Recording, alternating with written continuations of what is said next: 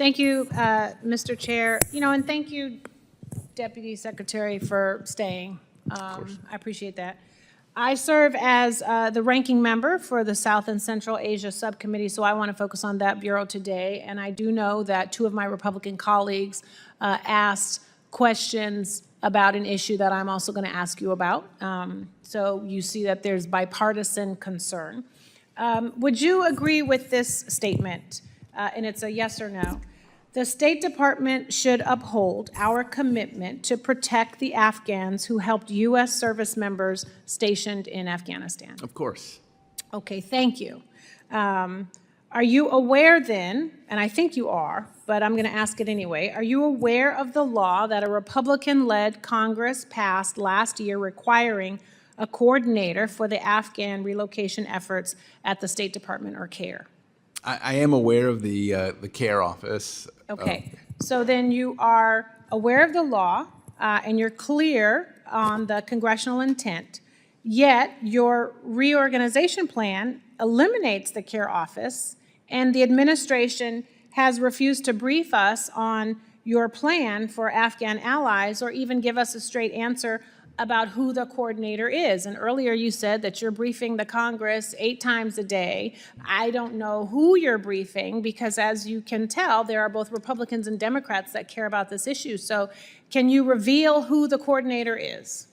So the functions for the CARE office have moved to the South Central Asia Bureau at the Department of State. Right. And the and to the regional ambassadors. Yeah. About who the person is, who the coordinator is, because there's a difference between a person who's doing the work and a function. I know you folding everything into everything, it's like origami, but how come we don't know? How come you can't tell us? How come you won't tell us who the coordinator is? Well, the person who's in charge of the South Central Asia Bureau would be the Assistant Secretary for South Central Asia, so that would be the first person, I think. Okay, well, that I would be interested. I think many of us would be interested in what that person is doing and have them answer some questions that we have, both Republicans and Democrats, about what's going on with our Afghan allies. Because I ask this because on Friday you fired the entire CARE leadership team. So anyone who would have had the experience and the expertise to efficiently manage Afghan relocations, which is complicated, and Secretary Rubio came in here and we know he's doing 14 jobs. I do not think you should be giving 14 jobs to the 12 people that are left in the State Department who are handling such a complicated issue. So we have had, we know that the CARE leadership team has been fired. We know that the CARE office has lost over 30 people since the beginning of the administration.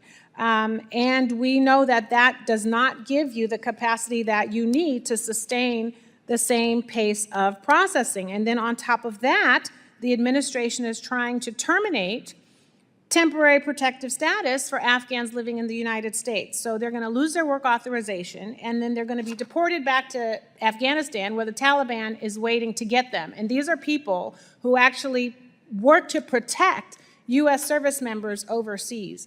I bring it up because everyone wants to, last Congress, we had a hearing every week talking about Afghanistan.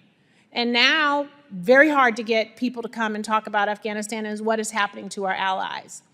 And we are doing a disservice to our U.S. service members because what other country is going to say, I'm going to be willing to stick out my people's neck to help you when you're then going to sell my people down the river or back to the exact same people who are waiting to kill them?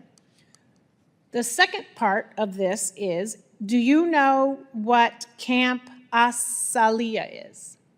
I do not know what Camp Asaliya is. So the camp is a U.S. facility in Doha where 1,500 Afghan refugees are waiting to be resettled. And the administration is considering closing down the camp and then forcibly repatriating these Afghans who have been in limbo in this facility waiting for years. They're going to repatriate them back to Afghanistan, back into the hands of the Taliban. So the question I asked you in the beginning about the U.S. upholding its commitment to protecting these people who risked their lives to protect us, we have got to do better. And that's on you. That's the responsibility of you. That's the responsibility of the State Department. And I sent a letter to the chair of this committee asking us to continue to ask questions about this, and I'm going to continue to ask questions about this because it's about our credibility. You ain't talking about trade, you ain't talking about aid, you're talking about reneging on your credibility to make sure that our service members are protected when they go overseas to fight for us. And with that, Mr. Chair, I thank you for giving me extra time, and I yield back. Chair now recognizes Representative Johnson. Thank you, Mr. Chairman.